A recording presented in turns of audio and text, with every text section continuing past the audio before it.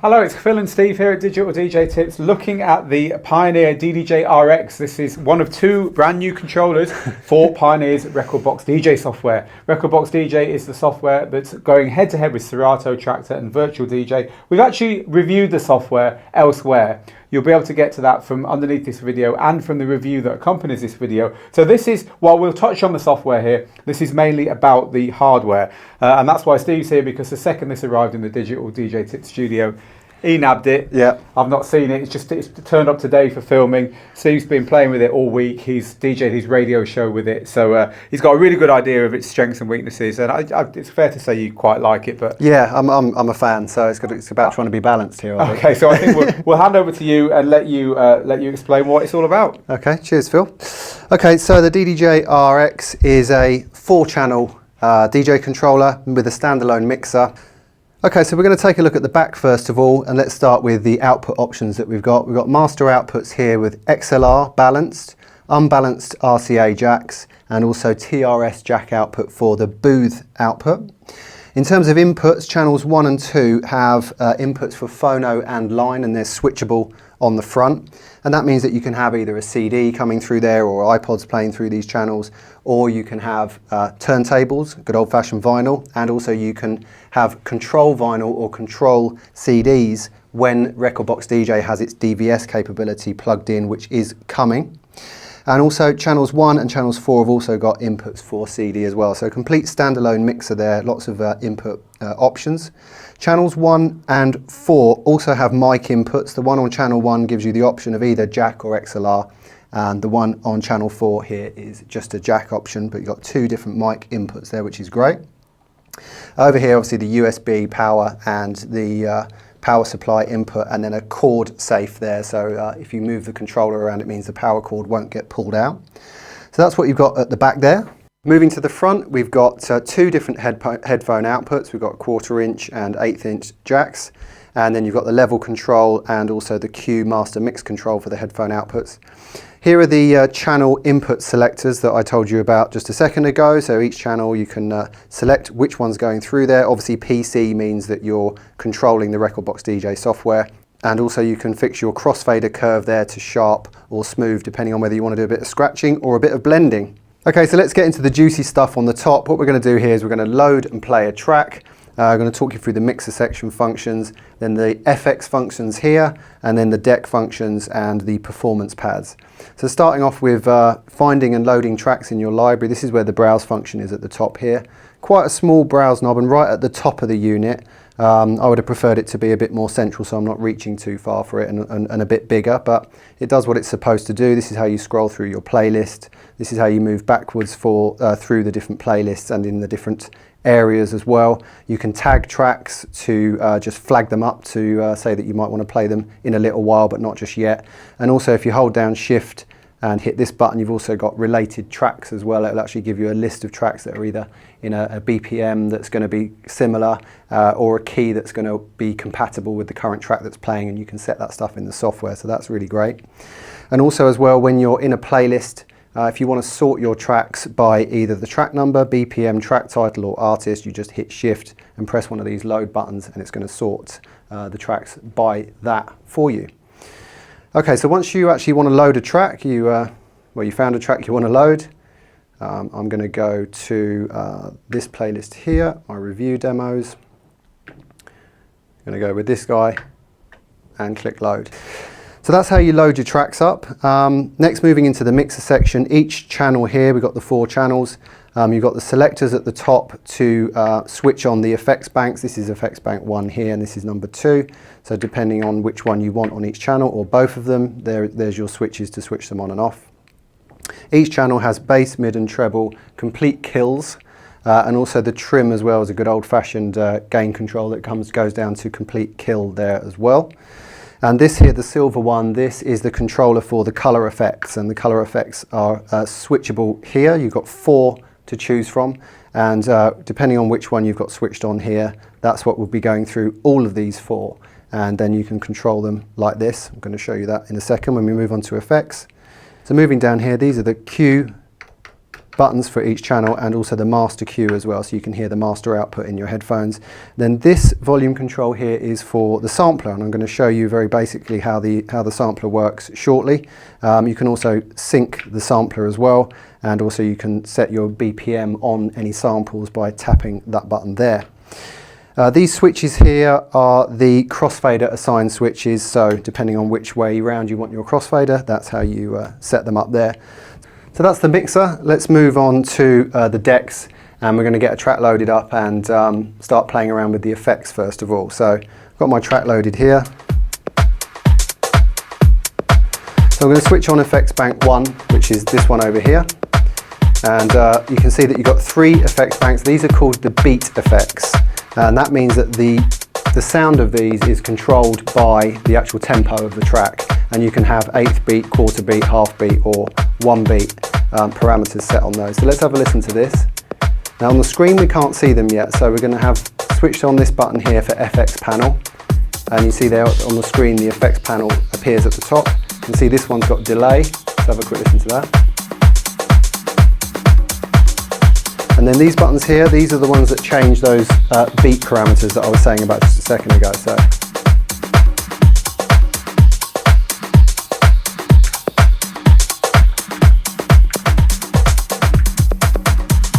okay, so that's delay, and then that one there's got echo and spiral. And if you press shift and hold these, then that's how you actually select which effect you want there. So I can change that one to down echo. So really cool, lots of fun you can have with the effects there. And then this one is called release effects. So this has 3 different options within it. There's a vinyl break, echo and backspin, and you can just scroll to change between those.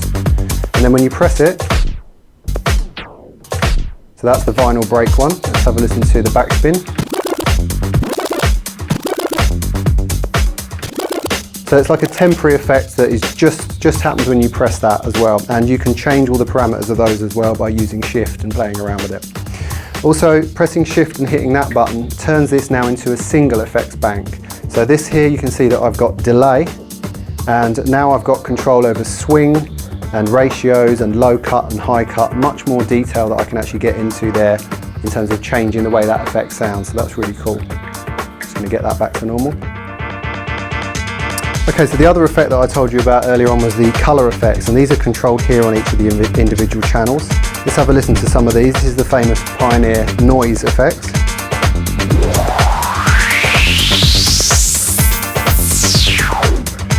Then there's pitch. Not sure about that one. I'm not sure I'd actually use that one that much, to be honest. It sounds a bit strange. Crush. And then good old-fashioned high-pass, low-pass filter.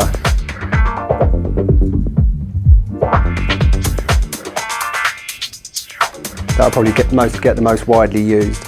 So loads of fun that you can have with effects, and lots of different ways of, and you know, you can have 3 on this side, 3 on this side. You can have 2 different release effects set, and that's all in addition to the sound color effects that you've got. So it's awesome in terms of the effects that are included here and the control that you have over them. So moving down, here is the touch strip. Now, if I try and use that whilst the deck is playing, nothing's going to happen. That's something that I've got set in the software to make sure I don't accidentally jump to a part of the track. But actually, if I stop it, now I can actually scroll to any part of the track that I want by using the touch strip and play from that point. This is the reverse button. So whilst that's held down, the track goes into reverse. And also here, this is slip mode, so that means that once that's engaged, any changes that I make here, so even if I was to stop and do a bit of scratching, don't know if you can see that line on the screen there, but the track is continuing to play, so when I let off the scratch, it actually jumps to where the track would have been if it had carried on playing. So that's slip mode. And also there's slip reverse as well, so you can reverse the track a little bit, but when you let go, it will go to where the track would have got to. So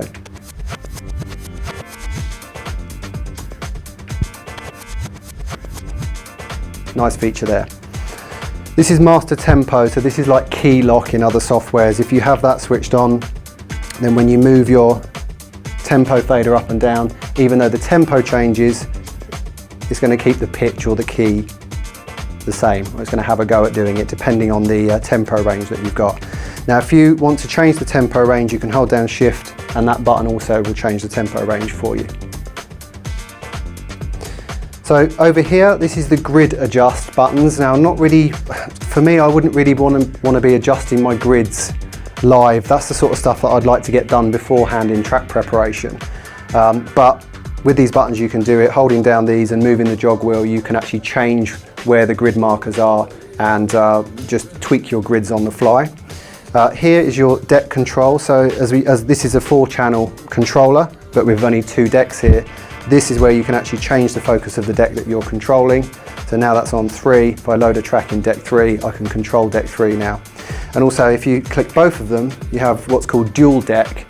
And that means that whatever is on deck 1 and 3, you're actually controlling both of them at the same time. So it can give you some creative possibilities there that you may not have thought of. Moving further down, quantize here. This means that anytime you're hitting buttons, samples, cue points, it's going to help you by locking those onto the beat. You can set that to either 1 beat or half beat. You can do that in the software. And then there's the sync button to sync your tracks up.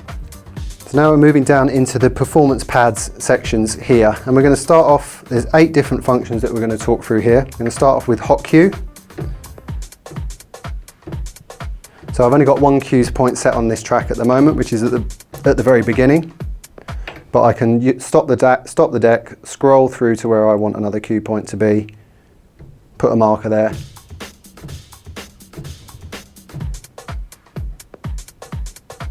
Okay, so I've got 8 cue points that I can have there. The holding down shift on each of these buttons will implement a different function. So holding down shift on hot cue will actually give me beat jump. So if I press play on the track now, if I go, these 2 pads will move the track either 1 beat forward or back. This is 2 beats, this is 4 beats, and this is 8 beats. So if you can see now, if I want to skip forward in the track, I'm skipping forward 8 beats at a time there.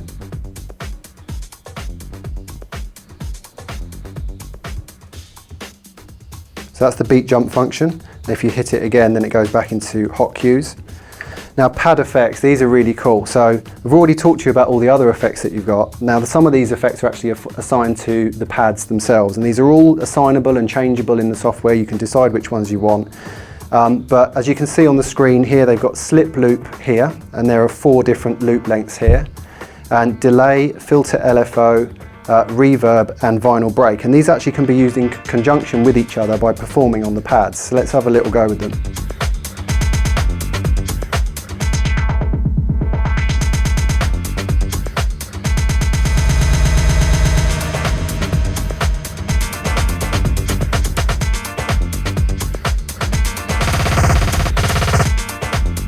Great fun you can have with those, and there's actually another bank as well called Pad FX 2. Press it, and this time here we've got transformer, so this is like a gator effect.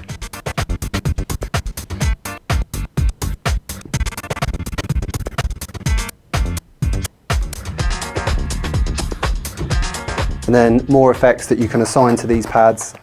These are actually the color effects that are here as well.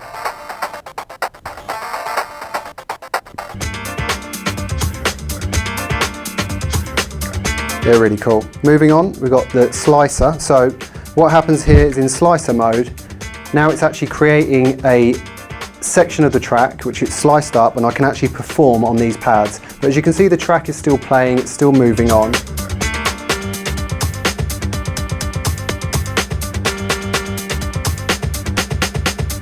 And by switching this parameter button here, I can select how whether it's actually going to loop 1 beat or a half beat or a quarter beat.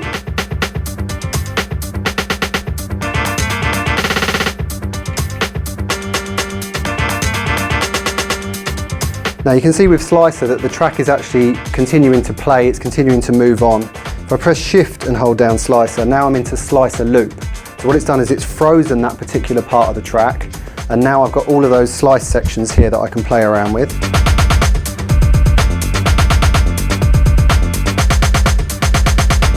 And also by holding shift and parameter, I can actually shorten the loop. So each one of those little 8 slices becomes a smaller section.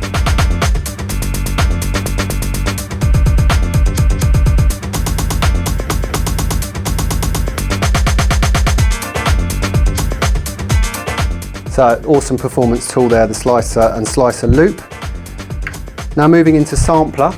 Now you can see on the screen there that I've got 4 samples in the slots: noise, siren, horn and sine wave. And this is where this sampler volume fader comes in now. So this is the volume for the sampler itself. I'm just going to play those samples, and I can actually take the volume down here. You can hear them individually.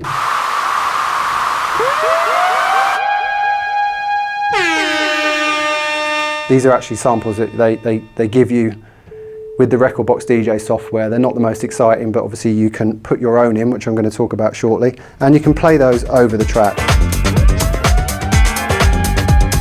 and have them individually as well on that fader.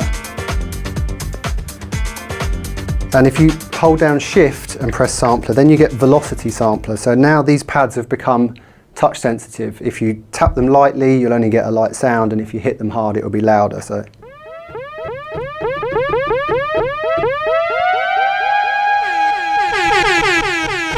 And that'll be the same whatever samples you've got in there. So really cool sampler features there.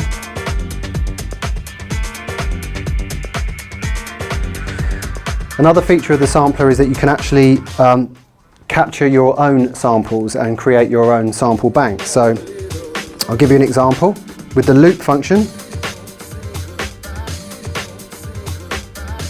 So now I have a loop running by using the auto loop feature down here. I'm in sampler mode and I want to actually capture that sample on a slot. So press capture, hold down one of the empty slot keys, and now that sample is here.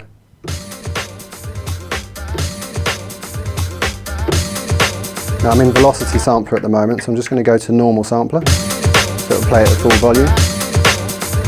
Now all of these samples I can go into the software. You can actually see here on the screen, there's the little sample. I can go to edit and I can turn that into a loop if I want. I can have it synced to the master output. So you can, each one of these individual samples you can play around with. The software is really amazing, but we're obviously concentrating on the controller here at the moment. And I just touched a little bit there on the auto loop section. So I've got that loop running there. I can now change the length of the loop here.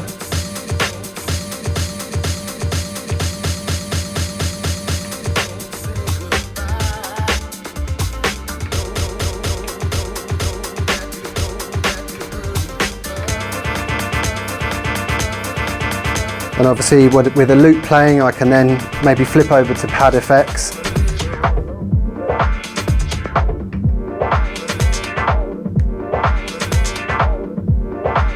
And start to combine the various different functions of all the pads there. Now these parameter buttons down here, these will change the loop lengths or the beat lengths of the various different effects that you've got going here. But beware of these. If you're in hot cue mode, if you happen to hit one of these, it's going to either flip to the previous hot cue or the next hot cue, and it's actually in a bit of a dangerous place, that one, so I'm not really a fan of the positioning there. Another feature that Pioneer DJ has got, and this controller will help you have control over, is a sequencer. So it's like a beat maker, so you can actually take the samples that you've made, create a rhythm with them and move samples around and actually create your own kind of loops and drum patterns and stuff. I haven't actually had a chance to play with it yet, but that's how you control it with that section there. So there you go. There's been a lot to talk through on this controller, and you know, it's great fun. It's a solid piece of kit. It feels really sturdy, but it's not too heavy. And I'm going to be using it in my radio show. There's going to be a full review of the controller on digitaldjtips.com as usual. But I suppose I'll just wrap up with a couple of the things that I'll be filming you. I've Okay, got some cool. Nice little close-ups of stuff too. All right, nice one. Hopefully they'll be all right. I mean, the things I like the most are the build quality. The jog wheels are fantastic. As most of you might know, I like to do a little bit of scratching as well, and early scratching tests have been fantastic. Some people had said on some forums that they found the scratching a bit squelchy, but certainly the version we've got here, everything sounds great. I love the slicer and slicer loop functions, and I just, you know, that's something that I really want to play around with more, and it's kind of got my creative juices flowing for DJing. Things that I don't like so much about it is that the browse function is a little bit stuck away at the top. I would have preferred it somewhere central and bigger. this little plastic panel on the when back I was here. filming close up there, I spotted that. It's a little bit, Yeah, a there's bit cheap. It's unnecessarily kind of flimsy. you know, if you're actually out taking this to gigs and jobbing every weekend, that actually may get a Gotta bit be careful with that. get a bit damaged there. And as I said, this parameter button here is in a bit of a risky place there for me. But to be honest, it's been quite difficult to find fault with this controller. It's basically the DDJ-RX, which is the Serato kind of predecessor to this controller, in different colour, different labelling. Some of the buttons do different things, but basically it's the same physical unit as the DDJ-RX. Of course, a very, very popular controller. I think the real exciting thing about this controller is it's for Pioneer's Rekordbox DJ software, which is a whole new player. And I think what you spotted is how fluently it's all been done, considering it's version 1 of the software. Yeah. You know, you'd expect it to be clunkier than it is. And while I found a few clunky things just looking directly at the software and nothing else, actually as an overall experience you'd be very impressed with it, haven't you? Yeah, and you're right. So sometimes you need to kind of hit the load button really hard to get the track to load in. But these are things that like you said, it's version 1. I think we can be forgiving a few little things like that obviously Pioneer are going to tighten up and get fixed. The really exciting thing about this, of course, is if you want to buy into Pioneer, if you want to just prepare your library once, do your cue points once, get everything done once, and then use that library with your laptop DJing on a controller at home, taking the same controller to mobile gigs, putting the music onto USB straight from your laptop and plugging your USB directly into a full club setup, or just DJing from the software, you know, on a tray table on a plane or something, to getting your sets ready. You can do it all with Pioneer software and Pioneer hardware now. It's all Pioneer. You know, some people that's good. Some people get the kind of Apple syndrome and think, no, I don't want to lock myself into one manufacturer. But the point is, the choice is there for the first time ever with any manufacturer. The choice is now there from £200 controllers all the way through controllers like this and all the way into the DJ booth, same hardware, same software. So it's quite an exciting potential for this whole system. Yeah. And you're quite pleased with the first controller that we've had a chance to review. Sure am, yeah. I'm going to stick with it for a while. So awesome. Well, thanks for that, Steve. Very thorough. If you've enjoyed this, please do go and sign up to us. There's a link underneath this video, and come and join Digital DJ Tips as well. It's all free and there's lots of goodies there for you when you do. Thanks a lot, Steve. cool. No, pleasure. See you next time.